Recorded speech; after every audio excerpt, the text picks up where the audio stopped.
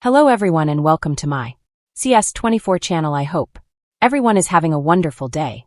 Before we begin, please hit the subscribe button and give this video a thumbs up. 90 Day Fiancé. I honestly don't get the backlash over Jasmine, Pineda and Matt Branis' relationship. I think the trolls are totally wrong about them. I believe Jasmine, Pineda and Matt Branis from 90 Day. The Last Resort make a great pair, even though they aren't currently romantically involved. Like many viewers, I enjoyed watching Jasmine's relationship journey with Gino. The constant drama and chaos that the two brought to my TV screen were entertaining. I never judged Jasmine or Gino harshly, as I knew they weren't a good match. I was certain that they were trying their best to make things work, but I also knew that there was a high chance they would eventually break up due to their drastically different personalities. I was initially hopeful of Jasmine's relationship with Gino when she first arrived in the United States on a K-1 visa. However, her unhappiness caused me to change my mind quickly. When Jasmine and Gino joined 90 Day, The Last Resort Season 2, I knew their relationship wouldn't last. My prediction was proven correct when Jasmine proposed an open marriage to Gino, which he didn't agree with. In February 2025, Jasmine announced that she was pregnant with her gym friend Matt. A few weeks later, she gave birth to their daughter Matilda aka Maddie. Over the months, I have seen many fans criticizing Jasmine for her actions. While I understand why some viewers may dislike Jasmine for making a mockery of her marriage, I struggle to understand the people who disapprove of her current relationship with Matt. I believe Jasmine and Matt have come to a mutual agreement. They aren't in a romantic relationship, but they are still close enough to be friends with benefits. I think they are a good pair for a variety of reasons, starting with Matt's supportive nature, which he displayed in front of the reality TV cameras. In a recent episode of 90 Day, The Last Resort, I watched as Matt confronted Gino for being unaffectionate towards Jasmine. Matt expressed his concern, stating, "When I don't see that she is taken care of the way she should be, it's kind of heartbreaking." Despite Jasmine's flaws, Matt recognized her good heart and showed care for her well-being. He said, "She can be a little bit of a brat, but she has a good heart." In comparison, Gino appears to lack an understanding of Jasmine's personality. Overall, Matt seems to be a better friend to Jasmine than Gino.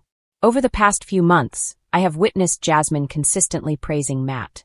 She has openly expressed her faith in him, a vital aspect of a strong relationship. In her previous relationship with Gino, Jasmine felt a lack of affection and care for nearly 4 years. She struggled to trust him, and he didn't make any effort to earn her trust. Jasmine also found Gino to be unreliable, recalling how he was reluctant to drive her around and generally uninterested in being a supportive partner. As a result, Jasmine was unable to depend on him. Although Jasmine doesn't label Matt as her romantic partner, I feel the connection she shares with him is still stronger than the one she had with Gino. Matt has proven himself to be dependable. Unlike a typical absent father, Matt didn't leave after impregnating Jasmine. He stayed and helped Jasmine with welcoming their daughter into the world. Matt also supported Jasmine by assisting her with household responsibilities. I see Matt's willingness to co-parent their daughter, Maddie, as a positive sign. I also believe that the similarities between Jasmine and Matt make them a very compatible couple. They are both fitness enthusiasts who enjoy making healthy lifestyle choices. They spend a lot of time together and often share their adventures on social media. I have noticed that the 90 Day Fiancé alum has posted more loving content with Matt on social media in the last 6 months compared to what she shared with Gino. Jasmine enjoys complimenting Matt, which indicates to me that she is truly happy with him. I believe that Jasmine's affectionate posts featuring Matt demonstrate that their relationship remains untainted and pure. In April 2025, I saw Jasmine share an Instagram story with a picture of herself kissing Matt. She captioned it via 90 Day Fiancé. "The way I've witnessed this man takes cares of me and protects me has healed broken pieces of me." In my opinion, Jasmine's feelings towards Matt show genuine affection. Although she doesn't openly call him her romantic partner, she also doesn't hesitate to show him the love he deserves for all the support he has given her. I think the critics are too harsh about Jasmine and Matt's relationship, especially since they have a good thing going on. Many naysayers fail to see that while Jasmine may have crossed the line with some of her past actions, she still made the right choice by leaving Gino for Matt. Over the years, I witnessed Gino constantly disrespecting Jasmine in various ways. In fact, he probably initiated all the drama when he sent Jasmine's explicit pictures to his former girlfriend, causing Jasmine to lose faith in him. I believe Gino didn't treat Jasmine with respect until the very end.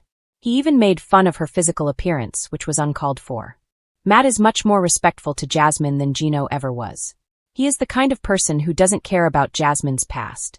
Instead, Matt judges Jasmine for who she is today and understands her personality. In my view, Jasmine and Matt have a very strong bond. The 90-day.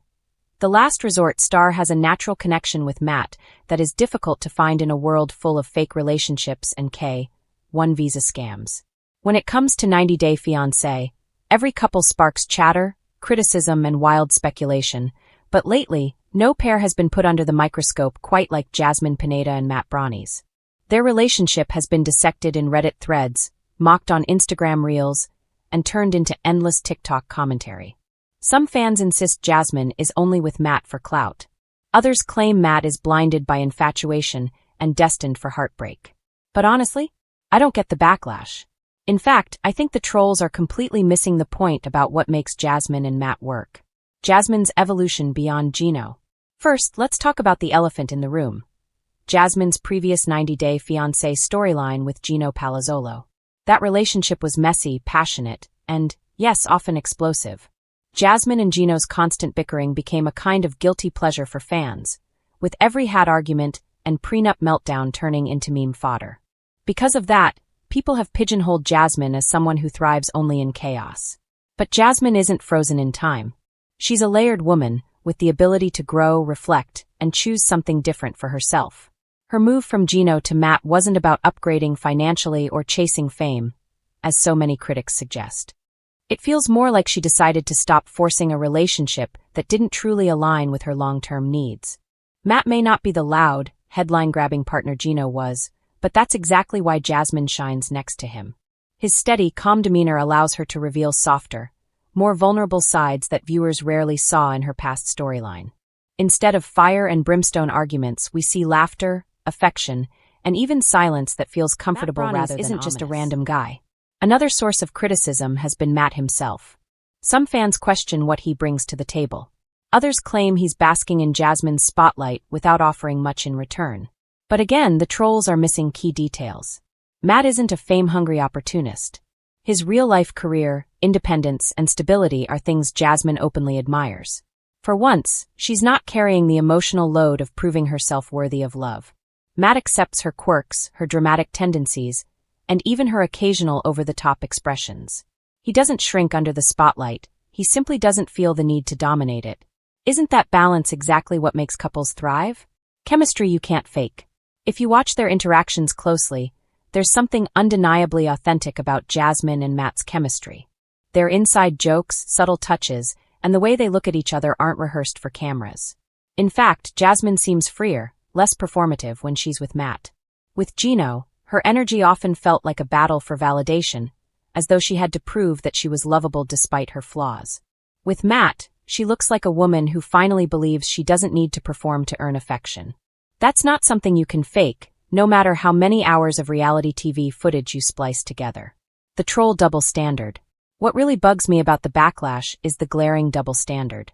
When a male 90-Day Fiancé cast member dates someone new after a messy breakup, fans often cheer him on for finally moving on or finding better. But when Jasmine embraces a new chapter with Matt, suddenly she's accused of manipulation, fakery, or worse. Why are women on this franchise so frequently vilified for daring to pursue happiness? Why must every relationship be reduced to transactional assumptions? She's in it for money. He's in it for status. Instead of simply acknowledging that maybe, just maybe, two people genuinely connect. Growth doesn't always look like what we expect. Another misconception fueling the negativity is that Jasmine isn't capable of change. Because her early seasons painted her as fiery and volatile, fans assume that's all she'll ever be. But reality TV only captures slices of a person's life. Off-screen, people grow. Jasmine's willingness to embrace a calmer, more grounded relationship with Matt shows growth. It shows a woman learning that love doesn't always have to feel like war. Growth isn't always loud or dramatic. Sometimes it looks like quietly choosing someone who makes you feel safe instead of someone who keeps you in a constant state of turmoil. Why fans should root for them? At the end of the day, 90-Day Fiancé thrives on chaos, And that's why so many viewers resist Jasmine and Matt's pairing. Their relationship doesn't provide the explosive fights, absurd ultimatums, or viral meltdowns that fans have come to expect. But does that mean it's not valid? Not at all. If anything, we should root for them. We should celebrate the idea that someone like Jasmine, who's been painted as high-maintenance, volatile, or too much, can find a partner who embraces her instead of trying to change her. And we should acknowledge that Matt, far from being a passive placeholder, provides the exact kind of energy Jasmine needs to feel balanced. The future looks promising. Of course, no couple is perfect, and Jasmine and Matt will face their share of challenges. Distance, family opinions, and the pressures of public scrutiny are hurdles they'll have to overcome. But what stands out is their teamwork. Unlike Jasmine's past relationships, where she often felt like she was fighting battles alone, she now has someone who stands beside her instead of across from her. And isn't that what love is supposed to look like? Final thoughts. The trolls may continue to nitpick, but I honestly don't get the backlash over Jasmine Pineda and Matt Branis. Their relationship doesn't scream made for TV. And that's exactly what makes it so refreshing. For once, 90 Day Fiancé viewers get a glimpse of a couple who actually like each other, who laugh together, who don't weaponize every disagreement into a season-long storyline. In a franchise built on drama, it's no surprise that a genuine connection feels suspicious to some. But maybe the real twist here is that Jasmine and Matt aren't performing for us. They're just living their truth. And if that truth looks a little quieter, a little healthier, and a lot happier than what we've seen before, I think that's something worth defending, not tearing apart. So let the trolls chatter. I'm rooting for Jasmine and Matt, and I think their relationship just might outlast the noise.